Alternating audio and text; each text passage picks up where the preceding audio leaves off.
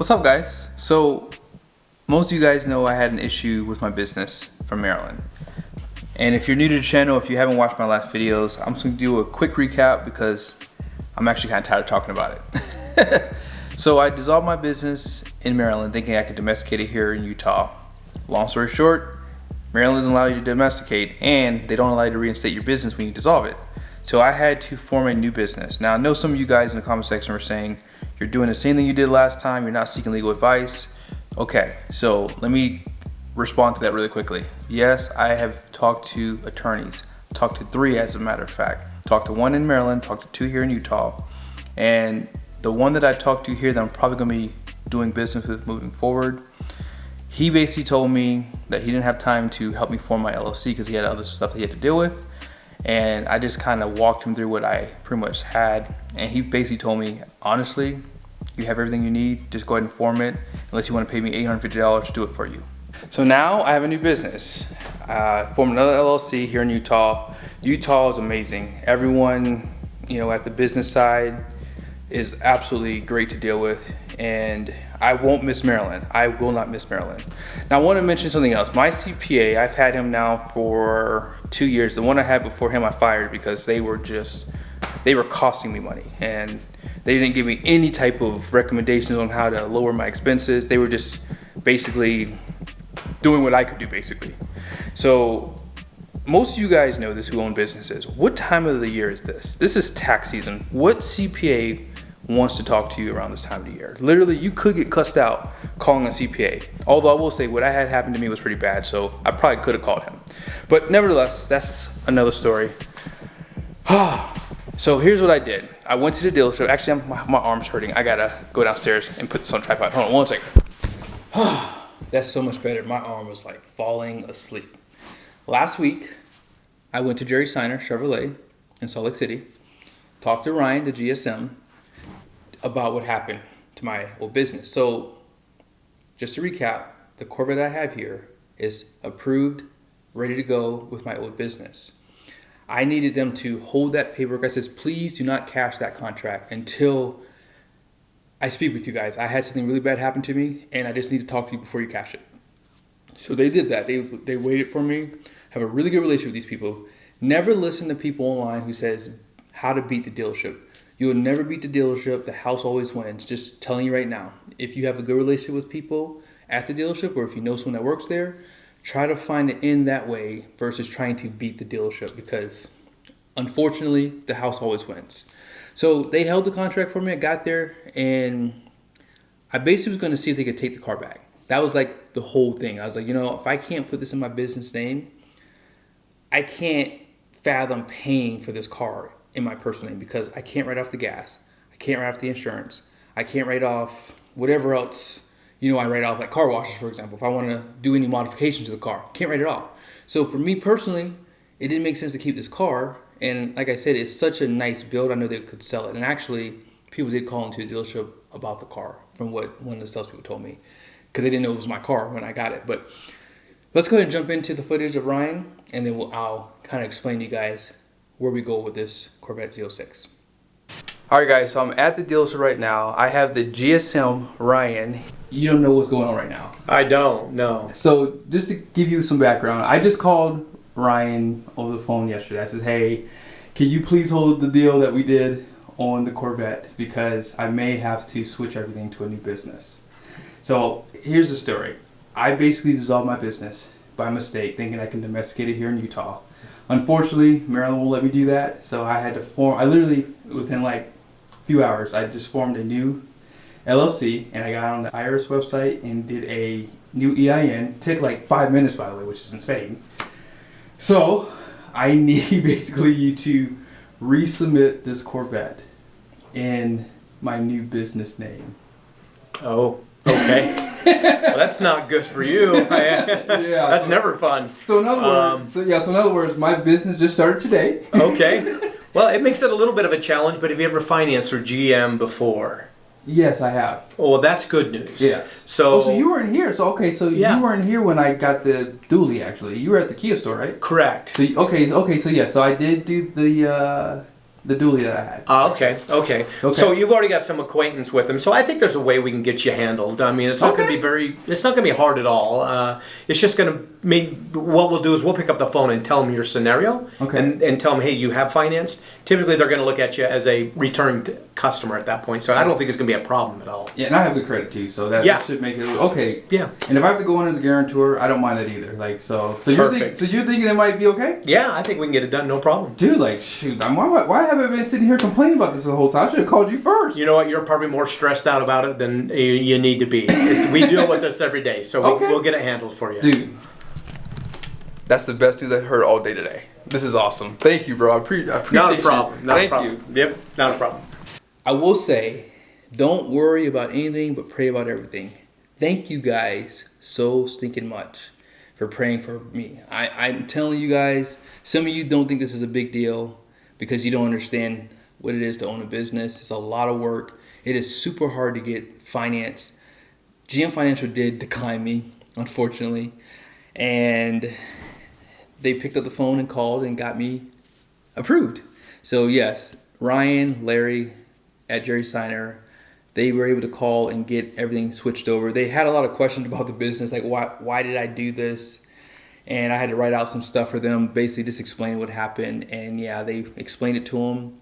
And because I did finance the black dually, you guys probably remember that truck I had on 37s, leveled it, blacked it out. That was the first thing I ever financed with GM Financial. The truck I have now currently, GMC T4X, that truck was also financed with them. I just paid that truck off literally in February. So I figured they were probably going to submit me through GM Financial with the Corvette. That's kind of why I did it. And obviously I wanted to lower my expenses. So that truck didn't have much more on it because I traded a truck in that was paid off on it. That was a 2024 Chevy 3500. And so yeah, I didn't know much on it. But yeah, they were able to get it done.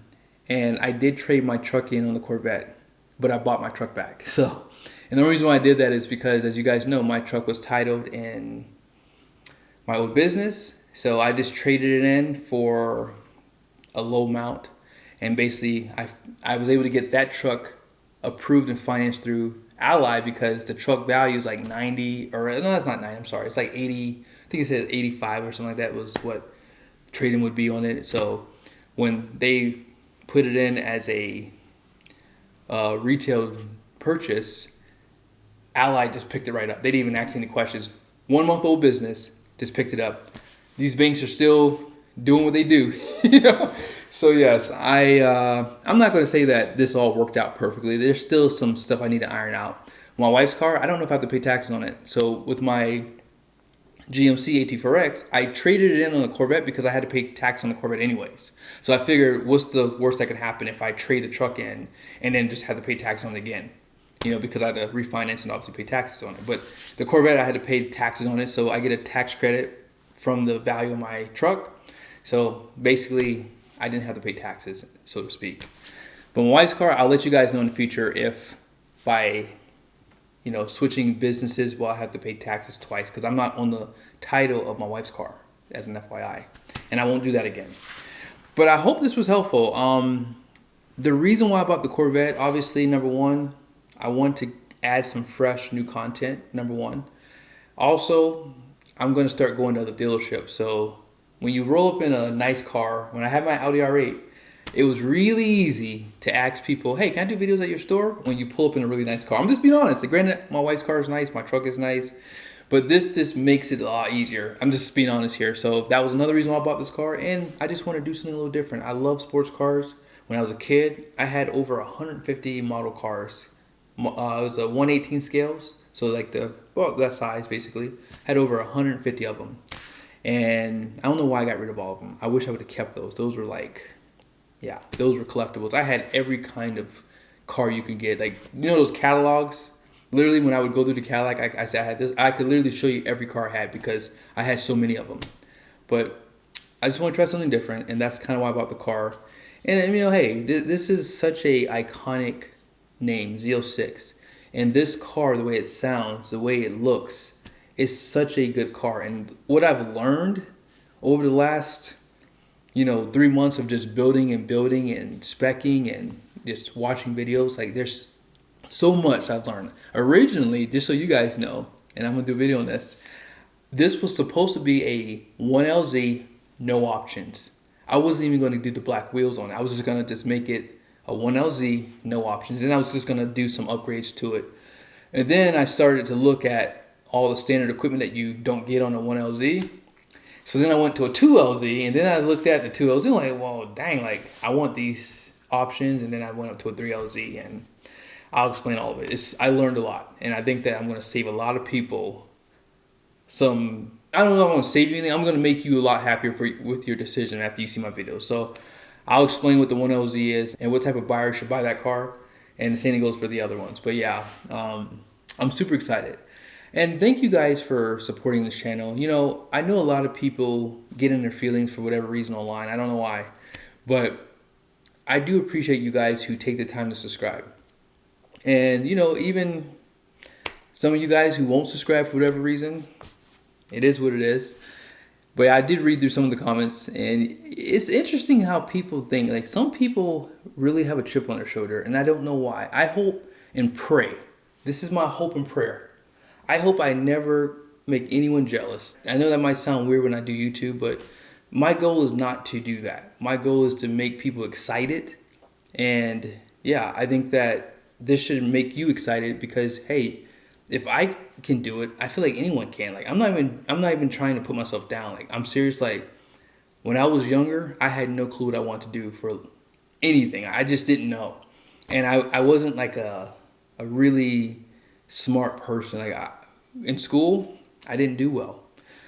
And when I went to college, it wasn't for me. And I didn't want to go in the military, but somehow, some way, it all worked out. And I'm serious when I say this. If you learn to be able to be excited for people, because when I had my Audi and the people I was talking to at the time, my goodness, the knowledge, the wealth of knowledge I got from those guys, that's why I'm able to do what I do today, because I learned so much. Regardless of what you think about my financial situation, it doesn't matter. Just know this. Don't worry about it. I'm good. Don't worry about me. God's got me, and I'm serious. I'm not trying to be boastful. I'm just going to let you know, like, I'm just grateful for what I have and where I am. I'm not where I want to be at, but I know that I'm going in the right direction. And I feel like every decision I've made up until this point has been good. And my family's happy. I talked to my wife about this car. That might be a good video for you guys. I was supposed to get a motorcycle. I had no intentions of getting a car. I just need an adrenaline fix. I need it sometimes. I do a lot, and I just need to, like, let it out somehow. So I was gonna get a motorcycle. My wife said no. So that should be a good video for you guys too, on how I kind of got the Corvette instead. But yeah, good stuff. I'm super excited to show you the car, and I'm not gonna ramble anymore. You know what, if I'm gonna ramble, let's go look at the car real quickly. Let's go do that. This color, absolutely fire. It really just makes this car look mean. And I did the yellow calipers, which I think just really go well with this kind of color. Now, if I can go back and do it all over again, I would have did a orange caliper and did the habanero interior, simply because there's like a little bit of orange metallic in this paint, but it's not that big of a deal. I'm super happy with what I did, and I like the yellow interior accents. It's just perfect. But yeah, real quickly, you guys saw I did a video on this in the first business video I posted. I was gonna do a long form, but I just didn't have the time. I got it installed. I used it for the first time. My wife's car had gone 3 months without being washed. And I'm not even joking, 3 months. Oh, no, I'm sorry, no, almost 3 months, 2 months, 2.5 months.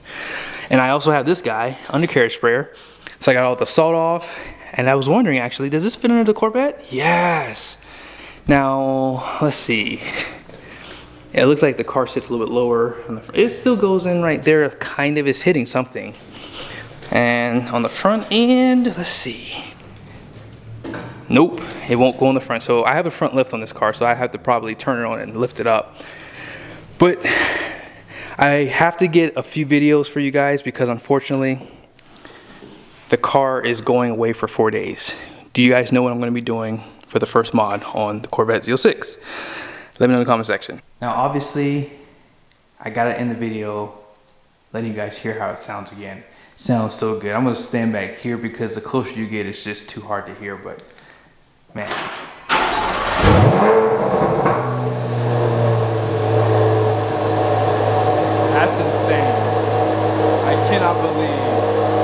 how loud this car is.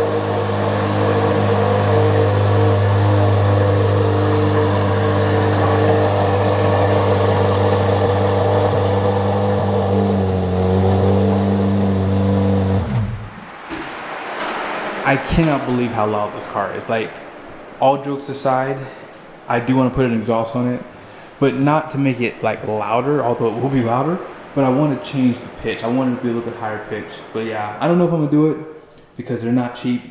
There's a new Corvette tax now on these, so everything costs way more than it should. So who knows, if I get a brand out there who wants to let me try out their titanium exhaust. I want titanium out there. If you have a titanium exhaust, you know, hey, I will market it to death for you later.